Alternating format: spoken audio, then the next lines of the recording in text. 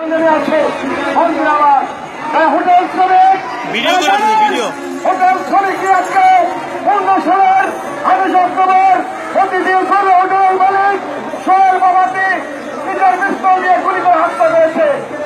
এই রিয়াদকে হত্যা করার পিছনে উদ্দেশ্য ছিল ওই মালিক বলতে এই শ্রমিকের একটা মোবাইল চুরি করেছে।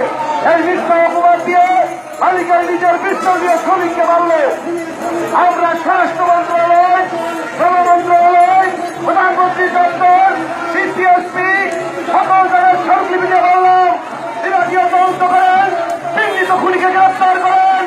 আমরা দেখলাম 1 বছর অতিক্রম হলে সরকার বাহাদুরের কানে পানি ধরল না। সংগ্রাম যখন সংগঠিত হল